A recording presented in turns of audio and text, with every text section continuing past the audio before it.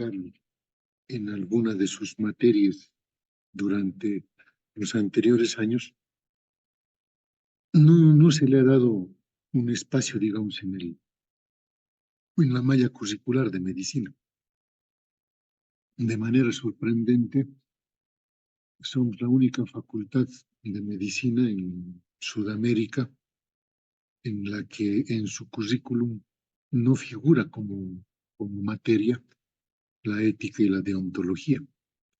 Y si bien han habido intentos de integrar esta temática en otras áreas, no siempre ha sido posible y ha sido muy casual o dependiente de las personas o los docentes, ¿no? Lo que se haya podido lograr al respecto. De todas formas, nosotros retomamos esta temática porque tiene mucho que ver con lo que vamos a ir viendo posteriormente. Tenemos todavía una clase con la temática de atención segura en hospitales y de epidemiología hospitalaria. Por lo tanto, son dos temáticas que tienen una cierta relación con ética y deontología en la formación médica y en la práctica médica como tal. Bien, entonces,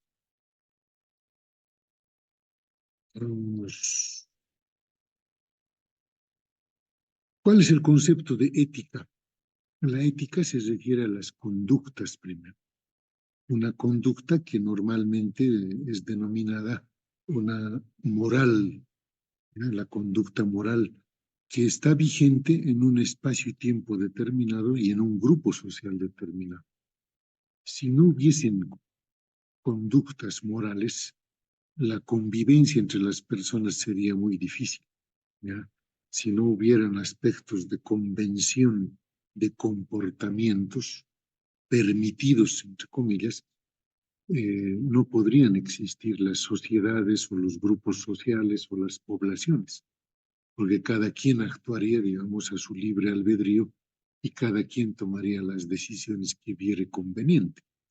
Y eso obviamente no pone orden en un grupo social. Se necesita siempre de determinar moralmente conductas aceptables que van en beneficio de la convivencia humana. Entonces, eso es lo que busca la ética. Pues cuando uno dice hay que tener un comportamiento ético, hay códigos de ética que hay que seguir, hay códigos que hay que respetar en la convivencia, ¿verdad? Entonces, ustedes han debido ser fanáticos de estas películas de Walt Disney, que es la de los piratas del Caribe, por ejemplo, ¿no? Y ahí han visto también cómo se le da importancia al código, ¿no? Entre piratas hay códigos que deben respetarse, o sea, no se pueden estar robando entre piratas, por ejemplo. No se pueden estar irrespetando entre piratas, por ejemplo, deben respetar territorios, por ejemplo. O sea, tiene que haber algunas reglas de conducta que deben ser respetadas para que la convivencia entre grupos sociales sea llevadera, sea tranquila, se pueda convivir en paz, ¿ya? Entonces, a eso nos referimos en general cuando hablamos de ética. Viene luego la definición de deontología. La deontología médica tiene una definición etimológica de vocablos griegos, ¿no? Por ejemplo, el primer vocablo es deontos, que significa deber, obligación, y obviamente logos, logia, logos, tratado o estudio, ¿no? Entonces, un estudio o tratado acerca de los deberes de la profesión médica, en este caso cuando hablamos de deontología médica, o en general cuando hablamos de deontología profesional, los deberes de los profesionales en el ejercicio de su profesión. Entonces, la deontología es una obligación, ¿ya? Más allá del concepto ético, que es una conducta social, en deontología hablamos de deberes, de obligaciones que tienen los médicos en la práctica profesional. Entonces, ahí tienen el conjunto de principios y reglas éticas que deben inspirar y guiar la conducta profesional del médico. Eso es lo que se entiende como deontología médica. Entonces aquí hablamos, fíjense, de principios y reglas éticas, y que hemos dicho que eran esas conductas, ¿sí? Comportamientos que deben ser obligatoriamente cumplidos para garantizar una sana convivencia en un determinado grupo social, en un determinado tiempo y espacio. Perdón. Ahora, a veces es más fácil entender el concepto de lo antideontológico. Cuando no queremos entender el concepto positivo de la deontología médica, es mejor reflejar lo antideontológico en la medicina, ¿no? Por ejemplo, ahí tienen varios términos que en algún momento van a escuchar o ya han debido escuchar o ya han debido evidenciar o ya han debido tener alguna experiencia ustedes con la convivencia que tienen en los hospitales, ¿no? Donde ustedes hacen sus rotaciones. Ahí, por ejemplo, está el hecho de los médicos ladrones, ¿no? Médicos que cobran en exceso, que ya no hacen un cobro justo de su atención médica, sino que ya ese exceso ya es un robo al paciente. Médicos lujuriosos, cuando aprovechan de la consulta médica, el hecho de hacer desnudar al paciente o a la paciente sin motivo alguno, sin que sea necesario, etcétera, ¿no? Entonces, médicos mentirosos que mienten a sus pacientes, que les van haciendo creer ciertas cosas para aprovecharse de los pacientes, médicos indiscretos que divulgan todo lo que tienen en la consulta médica, médicos déspotas que son una especie de tiranos en el ejercicio de su profesión y obligan a los pacientes a hacer ciertas acciones, ¿no? que justificados en el manejo médico. Lo propio cuando hablamos de la deslealtad entre médicos. Es común que hoy en día que un médico hable mal del otro médico para quitarle pacientes, para desprestigiarlo, etc., ¿no? Y con, con el advenimiento de la auditoría médica en esta época, ustedes ya han escuchado de tres elementos de responsabilidad profesional, ¿verdad? La imprudencia, la negligencia. Están viendo acá también como médicos negligentes, médicos imprudentes, médicos irresponsables o médicos ignorantes, ¿no? Es decir, médicos que no saben bien su profesión. Entonces, todo eso es antideontológico. ¿Qué quiere decir esto? Que todos estos términos que hemos utilizado junto con el término médicos son deberes de conducta. En otras palabras, un médico no debe robar, un médico no debe ser lujurioso, no debe mentir, no debe ser indiscreto, no debe ser déspota, no debe ser desleal, no tiene que ser irresponsable, no debe ser negligente, no debe ser imprudente, no debe ser ignorante. Entonces, es la forma en que lo antideontológico se manifiesta. Y les reitero, yo estoy seguro que ustedes ya han estado en algún momento frente a alguna de estas conductas antideontológicas, si ustedes quieren. Sin embargo, de la necesidad que entendemos de cumplir con ciertas conductas, preceptos y normas en la práctica médica, también han habido ciertas justificaciones que vamos dando para evitar la enseñanza de la ética en las escuelas de medicina, ¿no? Muchos dicen, por ejemplo, mientras el médico tenga buenos conocimientos y experiencia, la ética no importa, no es necesaria. Otros dicen la ética se aprende en la familia, no en la escuela de medicina. Otros dicen que se aprende observando cómo se desempeñan los médicos más antiguos y no con libros ni charlas, clases, ¿ya? Y muchos dicen la ética es importante, sí, pero nuestros currículos ya están sobrecargados y no hay más espacio para la enseñanza de la ética. Entonces, esto se ha convertido en una especie de causa para que hoy en día tengamos también mucha controversia entre médicos y pacientes y tengamos muchas demandas legales de pacientes o familiares de pacientes hacia los médicos que atienden al paciente. ¿Por qué insistir con la ética médica? Hoy en día, las escuelas de medicina se han dado cuenta que es necesario entregar a los estudiantes tiempo y recursos apropiados para la enseñanza de la ética, es decir, debería pensarse en algún espacio y en alguna forma de enseñanza de ética y de ontología dentro de la formación médica, ¿ya? Porque principios éticos como el respeto por las personas, el consentimiento informado que actualmente está en boga, la confidencialidad con los pacientes, son básicos, son principios básicos en la relación médico-paciente.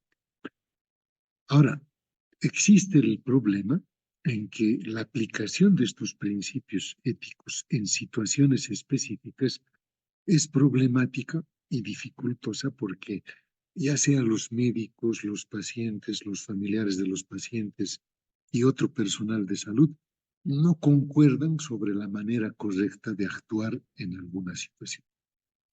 ¿Ya? Entonces, muchos dicen también con mucha razón que lo ético y lo deontológico y los principios éticos de un profesional médico se miden y se evidencian en el momento en que durante la práctica médica aparecen situaciones en las que nosotros tenemos que tomar una posición y una conducta determinada. Claro, por ejemplo, una jovencita adolescente que busca ayuda de un médico para poder practicarse un aborto, ¿no? Más allá de que el aborto en nuestras legislaciones sea considerado algo ilegal, está pues también la decisión del médico. O sea, ¿qué vas a hacer? ¿Cómo vas a actuar? ¿Qué le vas a responder? ¿Ya?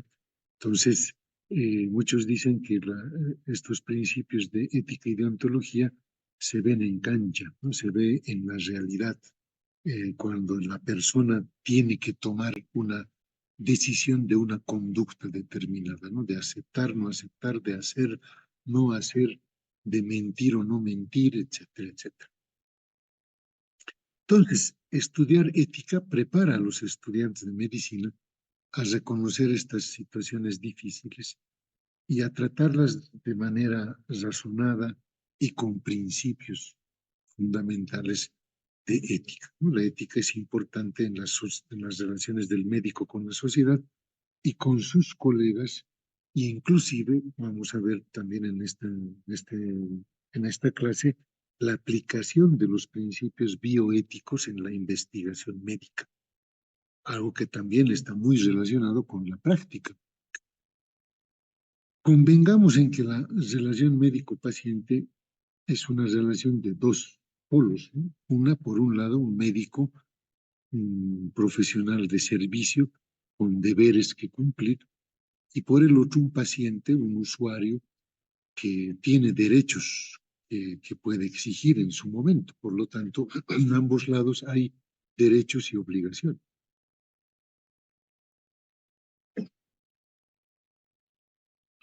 Entonces, la relación médico-paciente es una relación entre dos personas que tienen derechos y obligaciones.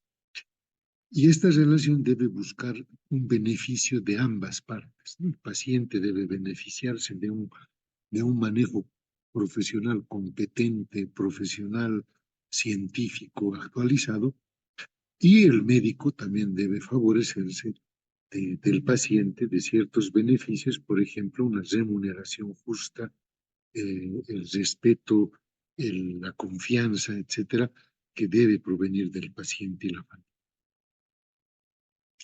Los principios deontológicos no son recientes, ¿no? No es ahora que se empieza a hablar de ética y de ontología. Ahí tienen ustedes a Hipócrates, el padre de la medicina, y él ha sido el que ha impuesto, por ejemplo, el juramento hipocrático. Y el juramento hipocrático no es más que una recolección de conductas y deberes del médico para ejercer la profesión médica. Ustedes van a hacer este juramento cuando hagan su acto de colación, cuando egresen de médicos, y van a jurar ante sus padres, sus familiares, sus profesores, el cumplimiento del juramento hipocrático. Entonces, la deontología médica estudia estas obligaciones y derechos del profesional médico en el arte de curar, conlleva implícito aspectos éticos y legales, y estas inclusive pueden estar definidas en una guía denominada Código de Ética y Deontología.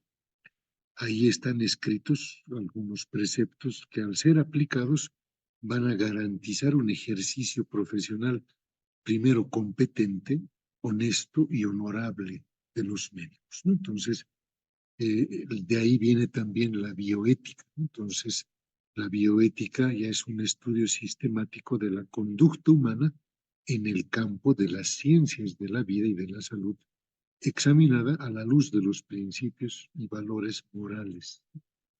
Entonces, eso es algo también que nosotros tenemos que... Ahí tienen la imagen de Esculapio, de ahí es que proviene, digamos, el símbolo de la serpiente trepando por el báculo, y que es lo que refleja, digamos, a la profesión médica. La bioética se basa en 4 principios fundamentales. El primer principio es el de la no maleficencia, es decir, primum non nocere, significa primero no hacer daño. Por eso es que cuando entramos en el campo de la auditoría médica, es difícil entender para muchos abogados que hay, en la medicina prima el principio de la no maleficencia. Entonces, pero los abogados, en cambio, intentan hacer ver al médico como alguien que intencionalmente ha provocado un daño, y eso no es correcto.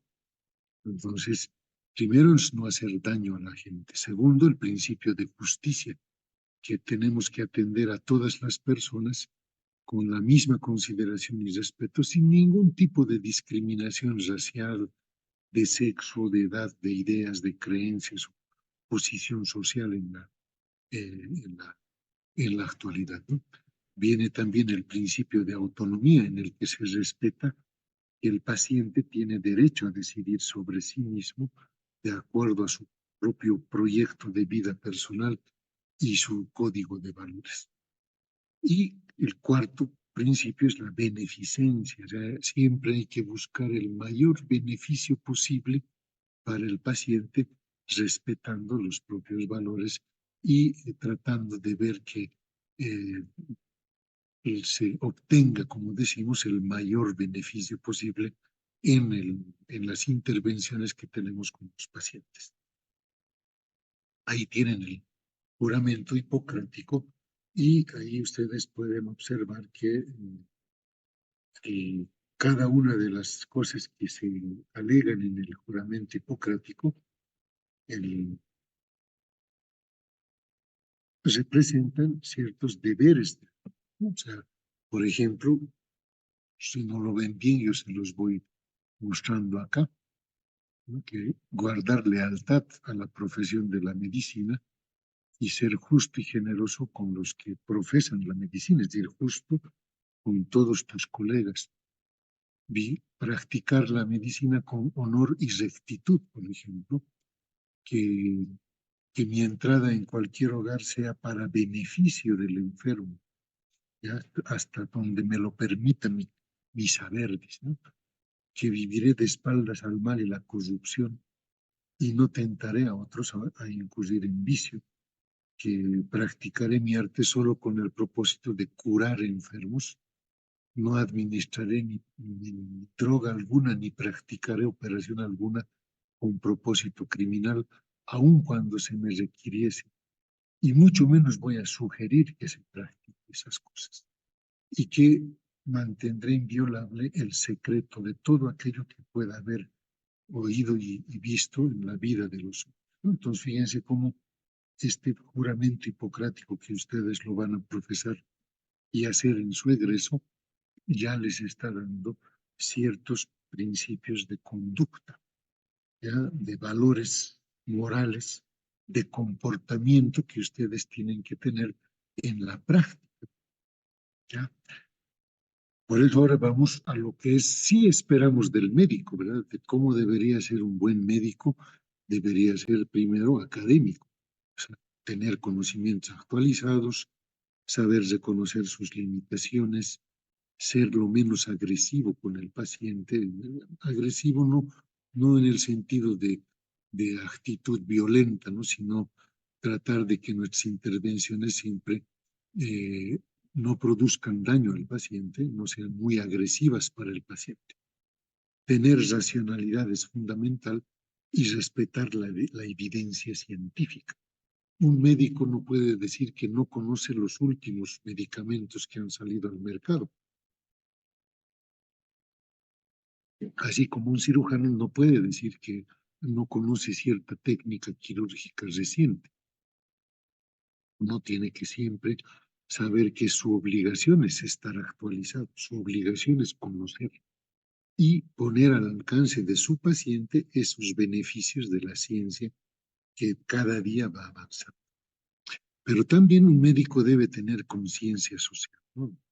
Todos los médicos, independientemente de su especialidad y su formación, tienen que tener una conciencia social y eso significa solidarizarse con el sufrimiento de su paciente sin importar ningún tipo de discriminación con su nivel de instrucción, raza, condición social, política, etc.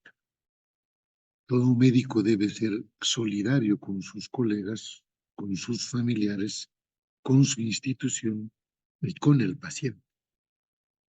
Sin embargo, hay un principio que yo lo he aprendido también de mis profesores acá en la Facultad de Medicina, ¿no? Entonces, el doctor Julio Montaño, que era cirujano del Hospital Gastroenterológico Boliviano-Japonés y profesor de muchos de los cirujanos que han sido formados en ese hospital. Él ha tenido una formación autodidacta, por ejemplo, no hizo una residencia en cirugía, sino aprendió cirugía operando, ¿sí? Probablemente porque en su época no había mucho acceso a las escuelas de formación o había que irse al extranjero y solamente los que tenían recursos económicos elevados lo podían hacer. Él nos decía siempre en las clases una frase que hasta ahora recuerdo. Él decía, ni te brindes excusas, haz lo que tienes que hacer. Él decía, ¿no? En esa recomendación nos explicaba y decía, ustedes no pueden estarse buscando, ofreciendo, brindando, hacer cosas.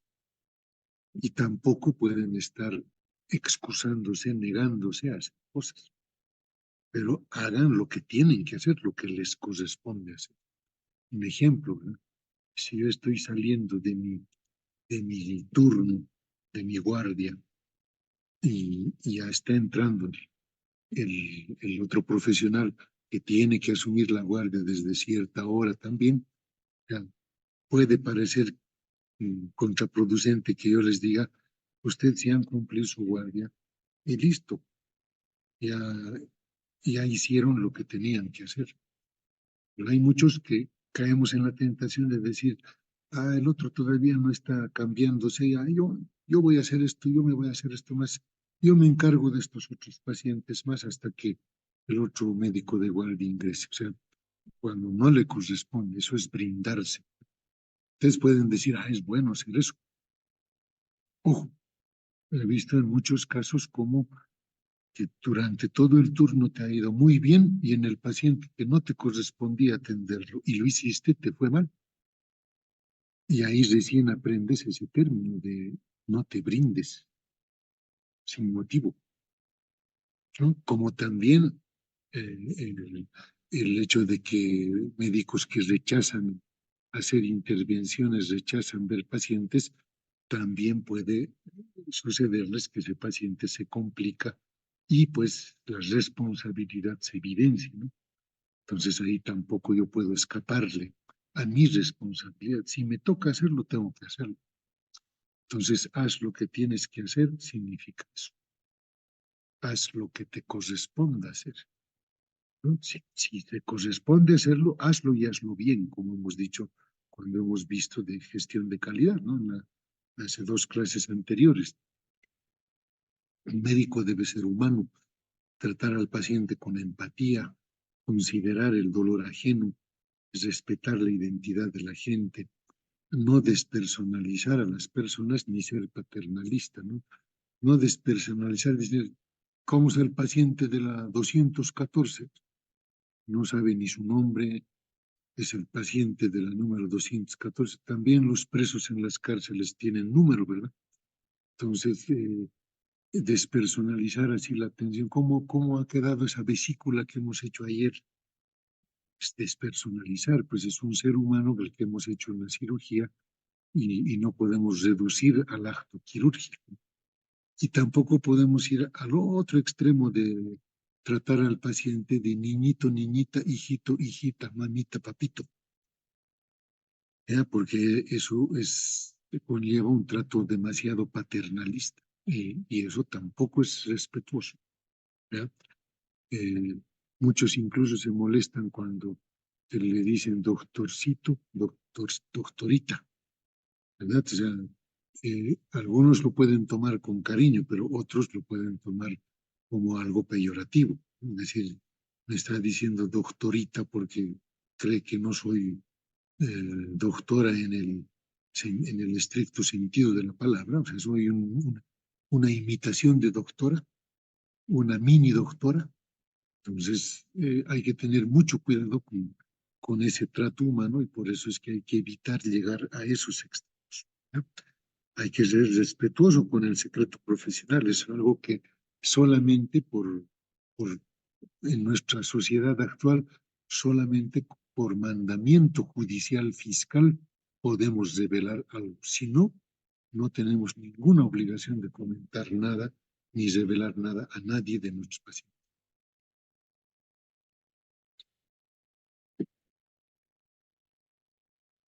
Ahí tienen como en el año de 1999 el Real Colegio de Médicos en, en Ontario, en Canadá, ha especificado 8 roles del médico en como contemporánea para el año 2000. Fíjense, estaban a punto de entrar en el nuevo milenio, estaban en 1999. Ellos decían a futuro, los roles del médico contemporáneo, los roles del médico del nuevo milenio deben ser estos, dicen, debe ser un médico experto que toma las decisiones clínicas apropiadas, un médico comunicador, educador, humanista, sanador, buscar sanar a las personas, un médico colaborador que trabaja en equipo, un médico que administra bien los recursos de su hospital, un médico defensor de la salud, que no promueve la muerte, un médico que siempre debe tener un espíritu de aprendiz, de estudiante, siempre debe estar en su mente de que hay muchas cosas que hay que ir aprendiendo todos los días. Un médico investigador, un médico docente, que se tiene que ejercer no solo la parte asistencial, sino también la enseñanza y la investigación. Y un médico como persona ética, fíjense cómo se recupera ahí también el componente ético. Entonces, eso es porque tiene su importancia. En la investigación, ahora yo les demuestro, fíjense, desde el código de Nuremberg, que se ha aprobado después de la Segunda Guerra Mundial, con todas las experiencias negativas e inhumanas que se evidenciaron durante el, el, el embate de los nazis en Alemania, eh, los arios que se creían una raza superior a todas las razas del mundo. Entonces, a partir de ahí, el código de Nuremberg hablaba primero del consentimiento voluntario del sujeto. O sea, una persona no puede estar en una investigación a la fuerza. Nadie lo puede obligar a participar en un estudio. Los beneficios deben buscarse para el bienestar de la sociedad. Una investigación en salud, en medicina, siempre busca el bienestar de la sociedad. Se debe evitar cualquier daño a los pacientes, ¿no? Hoy en día incluso se menciona de que durante una investigación, si un paciente reacciona mal a algún medicamento que estamos experimentando, sale del estudio de inmediato y se le debe brindar toda la atención médica.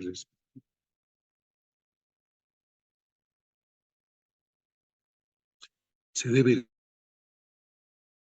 citado en investigaciones y se debe respetar la libertad de decisión de los pacientes que participan en los estudios. Fíjense, hoy en día, aun cuando el paciente les haya firmado el consentimiento informado para participar de un estudio, tiene derecho a salir del estudio cuando él quiera. Ya no le podemos decir, usted ha firmado, usted se queda. Si el paciente decide a medio estudio salirse, pena por los investigadores. Es un derecho del paciente poder retirarse de un estudio cuando lo considere pertinente o tome esa decisión. También está la declaración del Helsinki en Finlandia. Este enfatiza mucho el respeto y aplicación de los principios éticos en la investigación médica cuando estamos utilizando en esa investigación seres humanos. Y está dirigida al personal médico que hace la actividad asistencial. Se le dice al médico en esta declaración que debe proteger la vida, la salud, la dignidad, la integridad, el derecho de la autodeterminación del paciente, así como su intimidad y confidencialidad en la información personal. Se deben adecuar bien los protocolos de investigación a estos principios y en la declaración del Helsinki se obliga a todos los grupos de investigadores a someter el protocolo de investigación ante un comité de ética y bioética de la investigación. Ese comité se encargará de ver si los principios éticos y bioéticos se están respetando o no en un determinado protocolo de investigación. Luego vino en el 74 el informe Belmont, que creó la Comisión Nacional. Primero se creó la Comisión Nacional para la Protección de Investigación Biomédica y de Comportamiento, ¿no? Ellos hicieron énfasis en que hay que hacer una distinción entre práctica médica e investigación médica, que no son lo mismo, ¿ya? Pero que pueden en algún momento complementarse.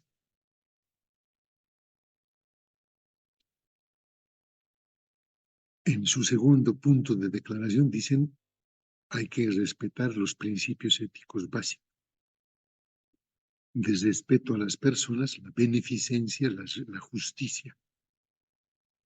Tercer punto, la aplicación obligatoria, decían ellos, obligatoria del consentimiento informado, de la evaluación de riesgos y beneficios, de los cuidados que debe tenerse en la selección de los sujetos de estudio, etc. Y luego salen las pautas éticas, ¿no?, de la Organización Mundial de la Salud. La OMS el 2002 propone como pautas, primero, tener la justificación ética y validez científica de la investigación biomédica, ¿no? Esto se refiere a que yo no puedo proponer una investigación de lo que se me ocurra, ¿ya? Así como hacían los médicos nazis en la Segunda Guerra Mundial, ¿no? A ver cuánto tiempo aguantan un gas, a ver cuánto tiempo estos pacientes pueden tolerar el frío y cuántas horas duran en una heladera. O sea, esos no son temas de investigación éticos, es decir, yo no puedo estar investigando cualquier cosa simplemente por el hecho de creerme científico, ¿ya? Entonces, por eso ellos decían, primero tiene que el estudio estar éticamente justificado y tener una validez científica. Si hay algo que ya está validado, ¿para qué seguirlo estudiando? ¿verdad? Entonces, si hay algo que no está todavía bien conocido, ok, vamos a esas áreas. Y se hace énfasis en los comités de evaluación ética, o ética y bioética de investigación, en el consentimiento informado individual, en la identificación de beneficios y riesgos de participar en el estudio, y ciertas consideraciones a poblaciones vulnerables, ¿no? Por ejemplo, individuos incapaces de dar consentimiento informado, poblaciones y comunidades con recursos limitados, pobres, por ejemplo, personas vulnerables, niños, individuos con trastornos mentales, mujeres como sujetos de investigación, mujeres embarazadas en investigación, etc. Proteger la confidencialidad y el derecho al tratamiento y compensación cuando hayan habido sujetos perjudicados. Bien, hablar de bioética y ética también nos lleva a hablar del error en medicina. Y en medicina, el error médico, que hoy en día se conoce a partir de la publicación también en el año de 1999 de este libro en Estados Unidos que decía errar es humano, hacia el fortalecimiento de los sistemas de atención de salud, o fortaleciendo la atención, los sistemas de atención de salud. Este libro provocó un importante revuelo en el ámbito médico-científico, porque demostraba este libro que en los Estados Unidos, fíjense, se llegaban a producir entre 44 a 98,000 muertes en pacientes hospitalizados por año con causas de muerte que pudieron evitarse. Ahí está el punto ético, fíjense. O sea, cualquiera se puede decir, pero es normal pues que en un hospital algunos pacientes se mueran. Sí, es normal. Si se debe eso al proceso mórbido, a la evolución de la enfermedad en el paciente o a ciertas cosas de su condición física propia, estoy de acuerdo. Pero si esa muerte tiene que ver con algún error cometido, ahí ya no estamos de acuerdo. Esta cifra de muertes, según este estudio publicado en Estados Unidos, supera las muertes que se dan por accidentes de tránsito, por cáncer de mama e inclusive por SIDA. Sí, no se mueren tanto por accidentes de tránsito, cáncer y SIDA, cáncer de mama y SIDA, que por errores cometidos en pacientes en los hospitales. Ahí sí la cosa cambia, fíjense. Uno de cada 25 pacientes hospitalizados es lesionado o adquiere una lesión con la que no ha ingresado al hospital, sino que esa lesión ha aparecido durante su hospitalización. Por lo tanto, la hospitalización por sí misma empieza a parecer un factor de riesgo para la salud del paciente. Es decir, si bien coincidimos en que la hospitalización es una intervención que busca curar al paciente, en algunos casos estamos evidenciando a través de este estudio que no es así. Por ejemplo, fíjense, se han detectado cerca de casi 3 millones de prescripciones incorrectas. ¿Y eso quién lo hace? El médico. Es el médico el que prescribe el medicamento, ¿verdad?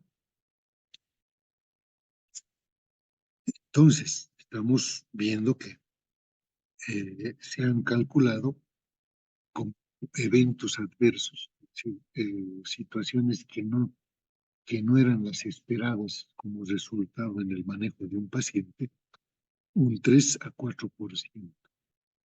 Y ese 3 a 4%, si a ustedes les puede parecer pequeño, es importante de acuerdo al tamaño poblacional de que estamos.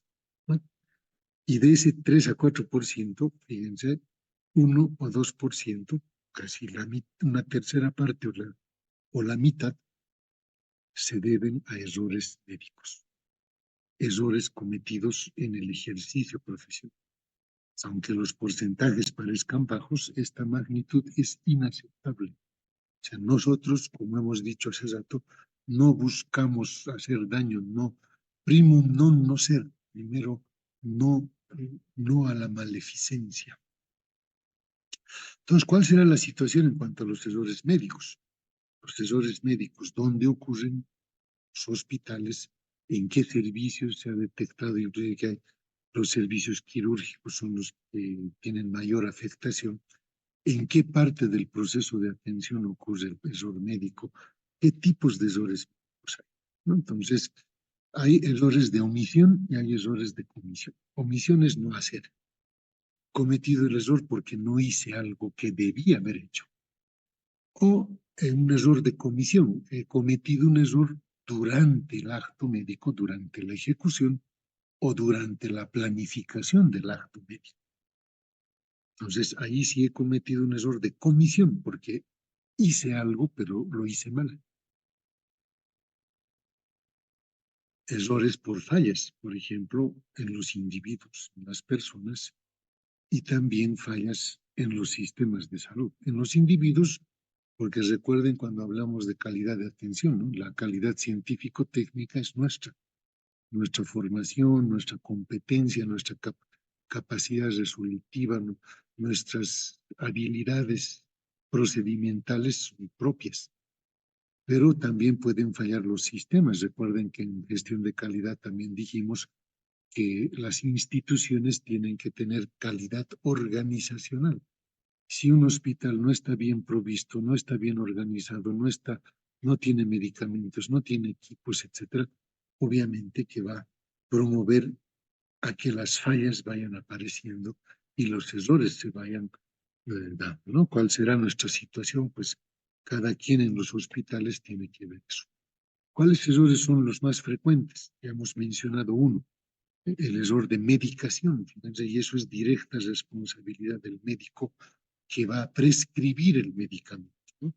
Errores de medicación, por ejemplo, han ocurrido en Estados Unidos y en Gran Bretaña en un 1.5% de los pacientes hospitalizados. Y esto se lo he estudiado en el año 2002. Entonces, fíjense, 1.5%. Entonces, si ustedes dicen, doctor, pero un paciente en cada 100 o dos pacientes en cada 100, puede ocurrir, pues, porque acaso somos perfectos, somos humanos. Estamos de acuerdo, decimos. Cuando el error que ocurre es algo que era no previsible y no esperabas un evento adverso, un efecto adverso, estoy de acuerdo. Pero si era algo previsible y pese a eso cometiste el error, entonces tienes pues responsabilidad. Fíjense que los errores de medicación en pacientes ambulatorios en el año 2003 ya subieron a un 5% como error de medicación. Errores en dosis, errores en escritura, errores en la decisión de la toma del medicamento, es decir, ¿qué medicamento voy a dar? Entonces, esos son errores que los comete el profesional médico. Hay errores en las órdenes, en las recetas, cuando son ilegibles, es la famosa letra de médico, ¿verdad? Que todos defienden y dicen, los médicos tan lindo que escriben, no se entiende nada. Pero eso, ¿cómo adivinan los bioquímicos? Y a veces por escribir tan mal, hasta el bioquímico en la farmacia puede cometer el error, pues, de interpretación. Instrucciones incomprensibles, confusión de nombres de los medicamentos, dosis de los medicamentos, presentación del medicamento. O sea, hay muchos errores que se van cometiendo. En farmacia, ya cuando ya no es personal médico, sino el de farmacia, se pueden confundir un medicamento por otro.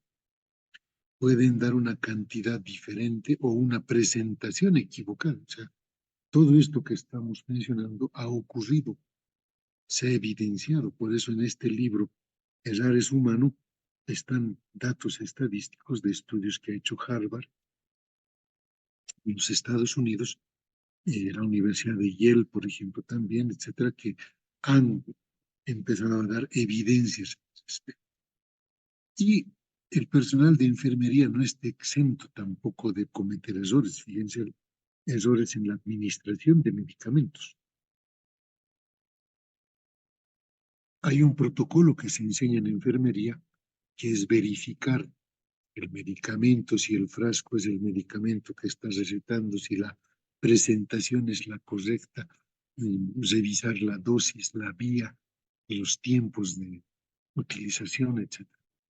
Entonces, muchas veces las enfermeras fallan en verificar estas órdenes o lo hacen en forma incompleta o las órdenes son ilegibles o las órdenes son cuestionables, pero cometen el error.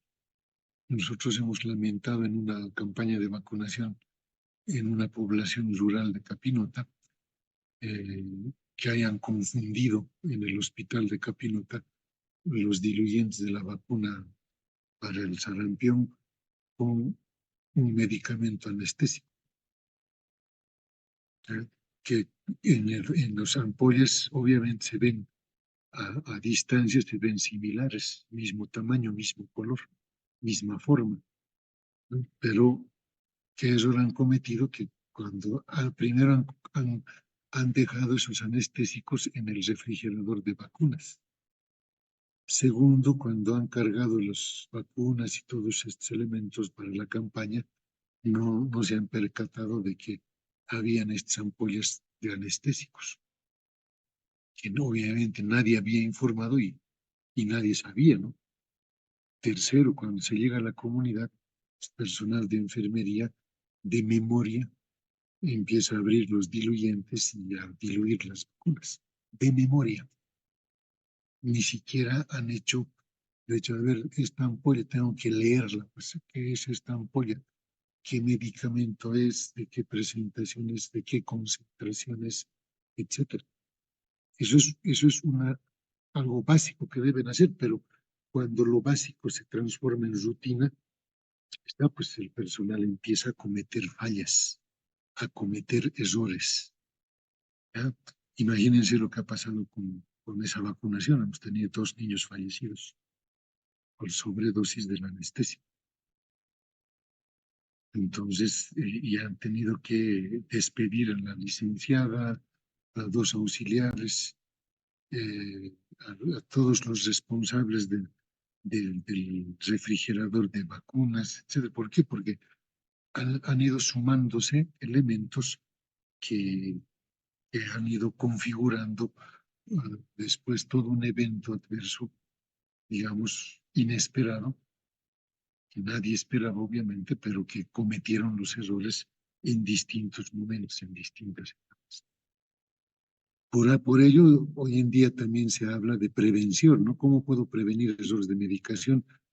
Se usa el código de barras, los protocolos estandarizados, qué cosa dar, el listado de medicamentos, el manejo adecuado de medicamentos en un hospital, la separación de los medicamentos peligrosos, la separación de los medicamentos de uso restringido, ¿verdad? O sea, todo eso es parte de, hoy en día ya de intervenciones que buscan evitar estos errores de medicación.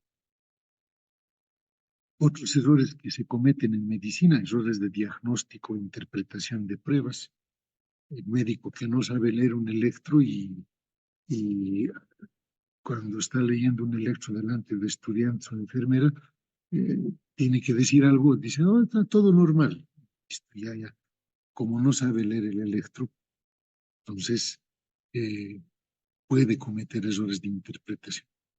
Las complicaciones en cirugía postquirúrgicas, todavía está ocurriendo en nuestro medio la cirugía del sitio equivocado o del paciente equivocado, inclusive. Ustedes han debido escuchar los años pasados casos aislados, pero evidentes, pues, o sea, que han sucedido, que uno puede negar, pero en realidad sí ha sucedido. Las caídas de los pacientes en las camas hospitalarias, por ejemplo, es por no prever y no calificar el riesgo de caída y pensar que eso es una... ¿Qué te va a estar preocupando si se cae o no se cae? O sea, a veces la gente, al minimizar estas cosas, empieza a dar lugar a que se dé el problema, ¿no? Por ejemplo, en cirugía, el time out actualmente se recomienda, ¿no? El que antes de empezar el acto quirúrgico se repase, ¿no? ¿Cómo se llama el paciente?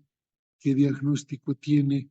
¿Cuál es la cirugía programada el- antes de empezar la cirugía? Estamos todos con el paciente correcto, el diagnóstico correcto, la técnica quirúrgica correcta, sí, ahora sí empezamos. Ese time out, porque el cirujano lo considera una pérdida de tiempo y no, pues, ¿cómo vamos a estar haciendo esas niñerías? ¿Está? Cuando aparece el caso, la niñería ya no dicen, pues, tal doctor ha sido el que ha cometido el error. ¿Sí? Dicen los cirujanos, los médicos, los hospitales. Entonces, todo error que se comete y se evidencia, pues provoca un desprestigio a multinivel. ¿No? No es solamente el médico que ha cometido el error el único que va a pecar, se va a arrastrar a todo el mundo en ese error. Hay ciertos eventos centinela que nos deben llamar la atención, ¿no? Entonces, por ejemplo, el Centro Médico Duke de la Universidad de Duke decía, una muerte no esperada en el hospital es un evento centinela. ¿Qué pasó? Si ese paciente lo menos que tenía que hacer es morirse, ¿verdad? ¿Qué pasó con ese paciente? Luego están los suicidios, violaciones, secuestros de pacientes en un hospital. Cirugía del paciente equivocado o del órgano o parte del cuerpo equivocada. Estemos haciendo transfusiones, todo, y ocurren accidentes de hemólisis por reacción transfusional. O sea, ustedes pueden decir, ¿cómo se van a equivocar? Pues sí, sí es fácil entender que una transfusión tiene que haber tipificación de grupo sanguíneo, factor RH, verificar antes de poner la sangre si es el paciente, no es el paciente, verificar las órdenes médicas. Esas verificaciones lo hace alguien que es responsable y que sabe que no puede cometer errores. ¿Cuándo aparecen los errores? Cuando la gente olvida esas buenas actitudes, ¿no? Entonces, en medicina dice el error diagnóstico, todo diagnóstico no tenido en cuenta, no detectado, diagnóstico incorrecto, diagnóstico tardío. Podría haberse evitado esto a través de una correcta interpretación de los hallazgos clínicos, maniobras clínicas o por la práctica de una prueba diagnóstica apropiada. Otros términos involucrados en la definición incluyen fallas de tratamiento, fallas en el seguimiento de los pacientes. En 2003, una revisión sistemática de 53 estudios y de autopsias realizadas entre el año 66 y el 2002, fíjense, encontró errores diagnósticos en un rango entre el 4% a 49%, casi 50%, con una media, fíjense, de 23.5% de errores diagnósticos. Y en un 4% de esos pacientes con errores hubo muerte del paciente. Ahora ustedes van a decir, van a seguir diciendo, errar es humano, no nos pisaremos las mangueras entre bomberos, hoy por ti, mañana por mí, hoy te sucede a ti, mañana me sucede a mí, no digamos nada. Entonces, los errores diagnósticos están en todas las especialidades médicas con cifras que rondan el 5%, en aquellas en donde el diagnóstico o interpretación visual es importante, como en patología, radiología, dermatología, tenemos que ver cosas, y de 10 a 15% en otros campos en donde el acopio de la información, el análisis o interpretación juegan un papel importante. O sea, se cometen más errores de apreciación analítica, clínica y errores de observación. Entonces, ojo que estamos en ese. La tasa de error diagnóstico en servicios de urgencias ha ido entre 0,6 a 12%. Y la Universidad de Harvard hizo un estudio sobre la aplicación profesional, sobre la práctica profesional, y el 14% de los errores médicos resultaron de equivocaciones diagnósticas, 9% por mala prescripción. Y fíjense, 75% de los errores detectados se relacionaron con negligencia, es decir, con no hacer lo que tienes que hacer, no hacer completo lo que tienes que hacer bien. ¿Ya? Por ejemplo, no hacer recuento de gases instrumental. Si un cirujano después de operar no hace el recuento, es negligente, porque ese es un elemento más de su acto quirúrgico. Su acto quirúrgico no termina cuando ha terminado la operación o la técnica quirúrgica o ha extirpado un órgano, no. Termina cuando el paciente ya tiene que salir de la sala de quirófano y eso implica cumplir toda una serie de requisitos. Entonces, ojo con esa. ¿Qué hacer cuando ocurre un error médico? Lo principal es revelar el error, discutirlo, no ocultar. ¿Ya? Revelar errores requiere poner los intereses del paciente primero, ¿no? Ser honestos, reconocer que hemos fallado. No es un pecado grave cometer un error, pero el no reconocerlo, o peor aún, ocultar el error es más, ¿no? Como decían muchos, no hagamos que nos digan los médicos que somos gatos. ¿Por qué? Porque ¿qué hacen los gatos con sus excrementos? Los ocultan, ¿verdad? Entonces, con el excremento que bota un gatito y uno le entrena, lo oculta, lo entierra, ¿no? Entonces, no podemos nosotros ocultar las malas cosas que hayamos hecho en algo. ¿Ya? El hecho de ocultar eso es castigado, ¿no? Es penado. Y sobre todo por no comunicar al paciente lo que ha ocurrido y rápidamente. ¿Por qué tenemos que esperar a decir algo? ¿Ya? A veces yo mismo les digo, en los hospitales no hay que actuar como en las telenovelas, no solo en las telenovelas ocultan la verdad por 3, 4, 5 capítulos que nadie quiere decir que no, pero al final se entera igual, todo cae, ¿verdad? Por su propio peso. Entonces, en el hospital es lo propio. O sea, es cuando ocultas algo, o sea, en algún momento se va a saber. Y el problema va a ser mayor para el médico, porque además de reconocer el error, tiene que reconocer que ha mentido y que ha ocultado la verdad. ¿Por qué los médicos no revelan errores? Miedo a las consecuencias, ignoran que tienen la obligación de informar, a veces no saben cómo decir, cómo informarlo, o no quieren molestar al paciente.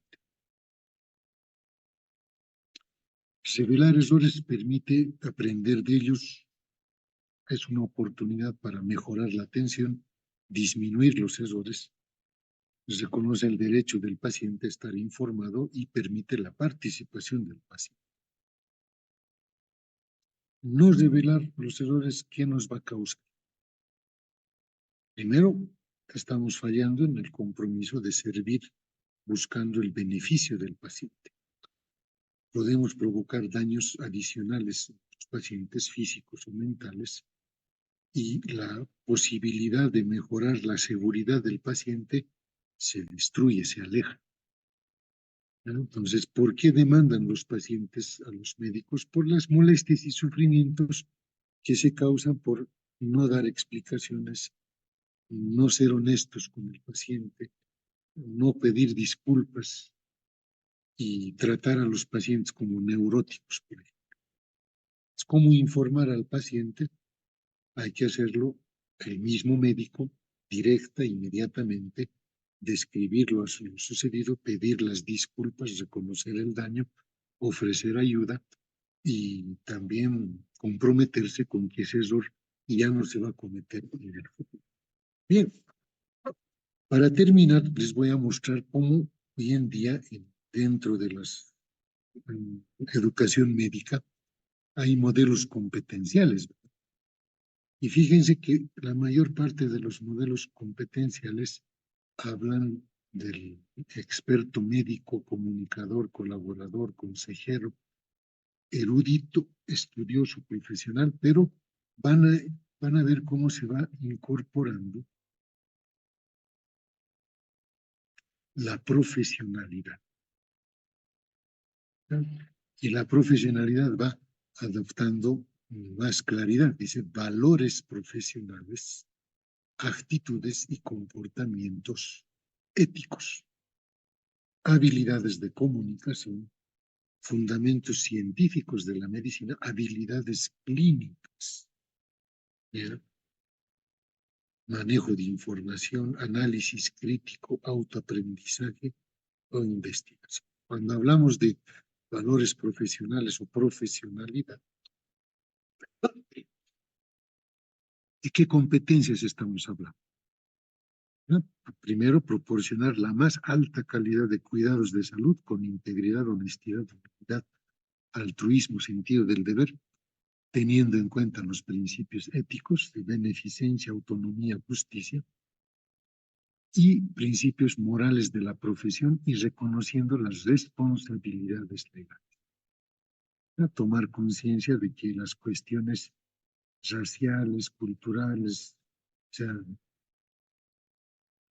de mantener la mejora de los propios conocimientos, habilidades y conducta profesional. Mostrar una adecuada conducta personal e interpersonal en su entorno de trabajo. Consulta eficaz con otros colegas y profesionales de salud.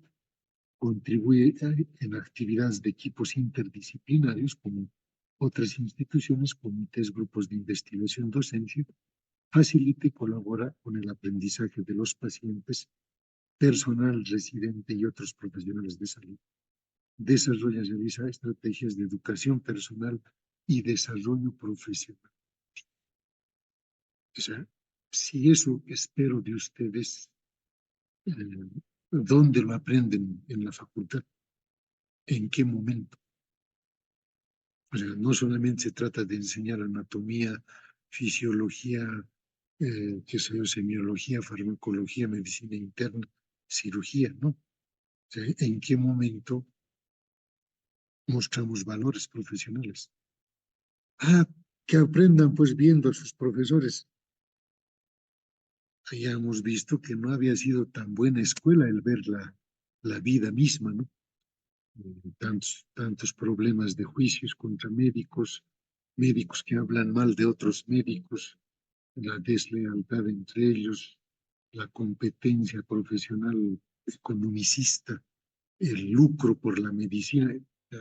Si le voy a dejar al estudiante que aprenda de eso, entonces va a seguir replicando esos modelos negativos, lo antideontológico. Y fíjense cómo la visión docente del perfil profesional basado en 7 dominios competenciales, uno dice, tiene que saber cuidar al paciente y tiene que tener habilidades clínicas. Tiene que tener los conocimientos médicos y fundamentos científicos. Tiene que conocer su contexto de su sistema de salud. Y tiene que tener valores profesionales, actitudes, comportamientos y ética. Y a esto se suma 3, comunicación, paciente y la familia, prácticas basadas en el aprendizaje y la mejora y manejar la información actual. Entonces, si yo veo así este modelo de competencias y estoy promoviendo la formación médica basada en competencias, la pregunta que surge en este momento en nuestra facultad es ¿qué momento enseñamos valores profesionales, actitudes, comportamiento y ética? Y ahora que estamos entrando en periodo electoral por las elecciones de consejeros universitarios, facultativos y de carrera, ya van a ver los ejemplos, los modelos de ética que hay, ¿no? Cuando van a ver cómo se insultan, cómo se difaman, cómo se maltratan entre colegas, entre estudiantes, entre docentes, entre de estudiantes a docentes, de docentes a estudiantes.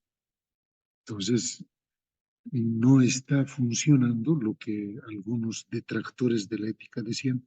Ética tiene que aprenderlo en la vida, ¿no? Entonces, también tenemos que tomar conciencia de ello.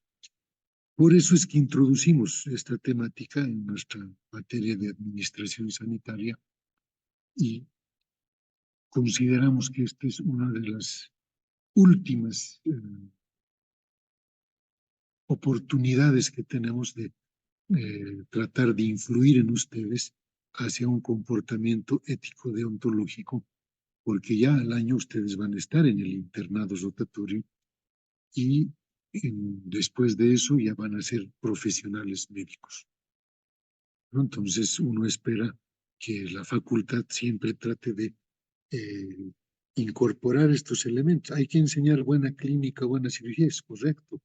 Hay que enseñar medicina basada en evidencia, es correcto.